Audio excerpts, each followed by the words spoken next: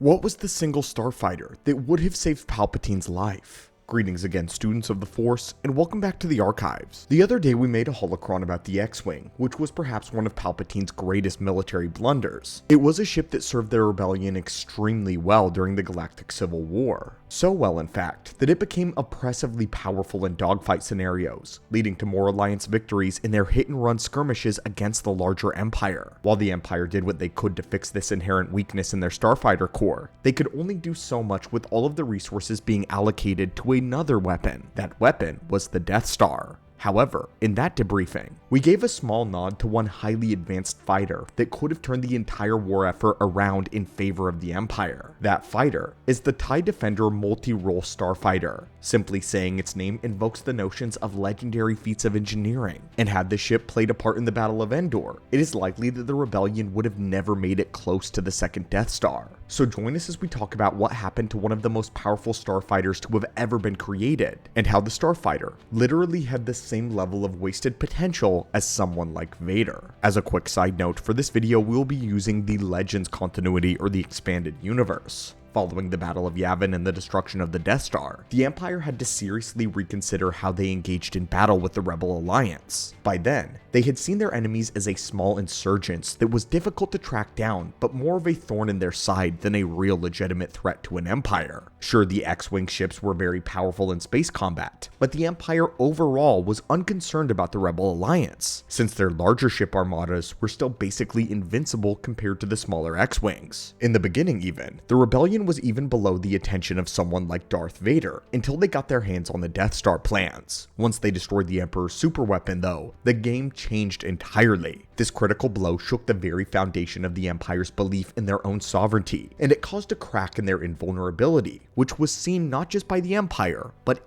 everyone in the galaxy. Theretofore, they had been satiated with maintaining the use of the simple TIE fighter to buff out their ranks. That is all they had needed. The TIEs were fast, strong enough, and extremely cheap to produce. We won't cover their specs in this video since we did it last time, but for a small recap, they lacked deflector shields, life support systems, and hyperdrives. They exchanged all of that in turn for an extremely lightweight and an agile model. The wing panels on the outside of the ship were actually solar panels that fed power directly into the weapon systems, so that the engine power inside of the ship could be exclusively allocated to the thrusters, allowing TIEs to maintain maximum speed and firepower. However, while the ships were cheap to produce, they were incredibly fragile and would get annihilated on the battlefield when the X-Wing showed up, as basically everything that the TIEs didn't do is what the X-Wings were great at. And although the X-Wings were slower, only marginally slower than the TIE fighter, the Empire likely deployed the TIE fighters in swarms to overwhelm their enemy. But soon enough the X-Wings had gotten so experienced that the Empire's cost of replacing the amount of destroyed TIE fighters was outweighing the cost of simply producing a better ship in order to be deployed in smaller numbers. This fact, combined with the realization that the inclusion of a hyperdrive would allow the fleet to be far more flexible, causing the Navy to rethink its doctrine in using swarms of cheap crafts instead of fewer high-quality ones. This is when we got the idea of the TIE Interceptor, the TIE Advanced, and its upgrade, the TIE Avenger. The TIE Interceptors were extraordinarily fast, and were equipped with armaments that would be able to more effectively pierce the shield generator ships of the Rebellion. But among the projects being developed was the famous TIE Defender. Working closely with the Sanar fleet systems, the Empire wanted to create a fighter that not only matched the X-Wings and its capability, but was better. Such was the importance of the TIE Defender that it was top secret, conducted under the supervision of Imperial naval commanders, only the top of their ranks. Among this group was Grand Admiral Demetrius Zarin, who at the time was the head of research and development of the starfighter technology for the Empire. To Admiral Zarin,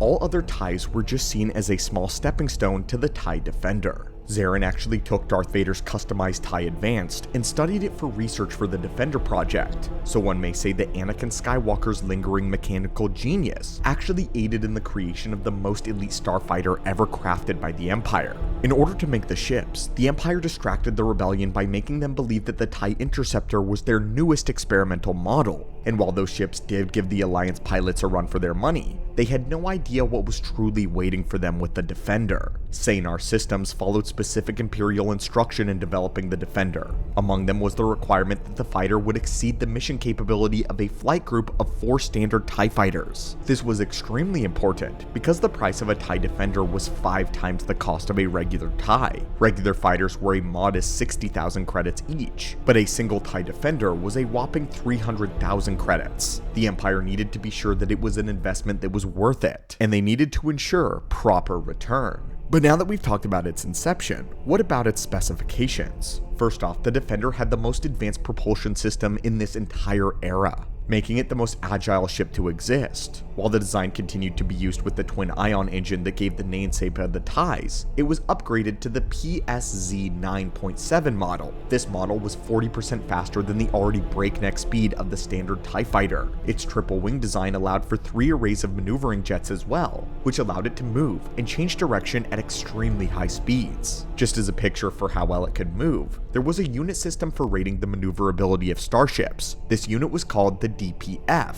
A T-65 X-Wing, for instance, had the maneuverability rating of a 75 DPF. A standard TIE fighter was rated around 96 DPF.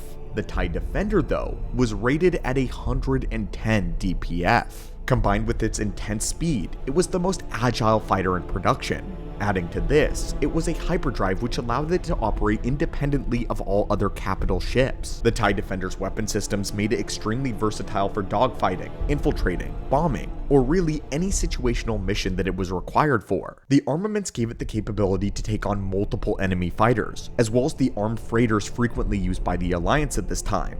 The standard loadout included LS 9.3 laser cannons mounted on 2 lower wings. These were much more powerful weapon systems than the TIE Advanced or the Interceptors, and were known for their capability of destroying asteroids. The upper wing was mounted with 2 NK-3 ion cannons, which served to disable enemy crafts. The laser and ion cannons could be set to fire separately, or linked in either pairs, or even quartets. The ion cannons could be fired simultaneously with the laser cannons, allowing them to completely tear apart shielded enemy ships. The Defender was also equipped with 2 MG-2 general-purpose warhead launchers. The general-purpose design of these warhead launchers allowed them to be fitted with the Empire's choice of proton torpedoes, concussive missiles, proton rockets, proton bombs, or magnetic pulse warheads. Some models of the Defenders were even given small tractor beams for the purpose of capturing enemy vessels or towing damaged friendlies through hyperspace, making them effective for reconnaissance missions as well. The Defenders also had the advantage of being equipped with its own deflector shields. These shields were designed to recharge more rapidly than previous models, and were extremely powerful. Luckily, we also get a helpful rating system as well, called the SBD.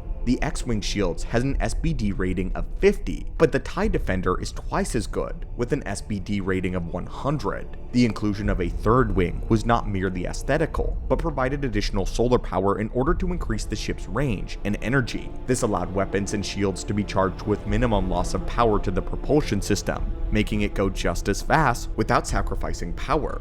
One more unique function of the Defender was the inclusion of a cargo bay, one that had a week's worth of rations. This added to the independence offered by this new model, which was meant to make it strike off into its own whenever the situation called for it. The standard TIE fighter's worst nightmare. The only weakness that the TIE Defender seemed to have was that it lacked a life support system. Along with this, it had an aft blind spot that could be exploited if enemy fighters were aware of it, or were directly placed behind the Defender. But pound for pound, each TIE Defender matched or exceeded all Rebel starfighters in speed, armament, defenses, and maneuverability. Their effectiveness against Rebel forces earned them the nickname of the X-Wing Killers among TIE pilots and crew. The TIE Defender project was brought to completion in the year 4 BBY, just shortly after the Battle of Endor. Many in the Imperial Navy who had not been privy to the development were surprised by its sudden introduction into the army though. Some resented the ship due to a feeling that Zarin gathered too much power and prestige while developing it. Many Imperials called the ship outright disgraceful, saying that it did not fit in with the traditional Imperial tactics, and that the ship was simply an admission of failure on the part of the High Command. Many in the Navy resented the ship so much that it's likely that the project would have been abandoned before completion had anyone known about it. In the end though, field tests were never extensive on this, as together the TIE Defender's costly price tag meant that even the wealth of Imperial Navy could not mass deploy it. Unfortunately, it would only see a very small amount of use in the war, and interestingly, not much of this was actually against the rebellion. Grand Admiral Zarin would actually stage a coup against Palpatine, planning to use the newly created starfighter as the ultimate weapon against the Emperor. But soon Palpatine and the Greater Empire became aware of this. Zarin had to move quickly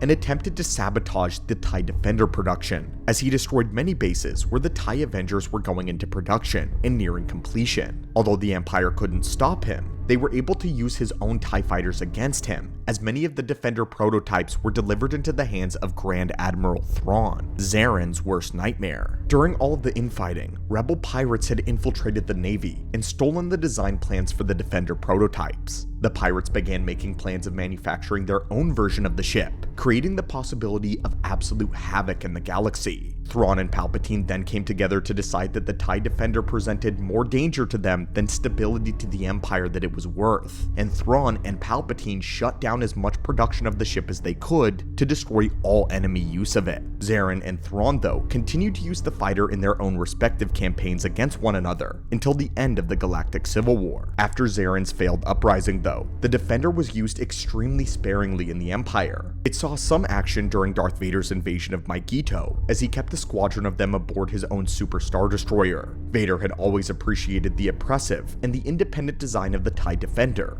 despite the fact that it was a polarizing ship within the Navy. And how could he not have loved it? After all, he had a hand in its production, as again, his own customized TIE Advanced had been used for research in its development. Interestingly though, there were a handful of these fighters present during the Battle of Endor, but only a small handful. The lack of TIE Defender involvement in the ambush at Endor was only a minor concern within the Empire due to the significant number of interceptors that were taking part in the battle. But this battle ultimately turned against the Empire, and the small number of TIE Defenders were unable to make a significant impact in the fighting. What's even more is that none of them were present to chase down the Millennium Falcon into the Death Star's main reactor chamber. It is likely that had they been present there, they would have been able to pose a significant challenge at stopping the rebel attack had they been used effectively. But their availability within the Empire was mired by production issues, bureaucracy, and the widespread use of technology that was falling into the enemy hand, and doing this even before they could be seen in battle, before Palpatine could even mobilize his precious ship.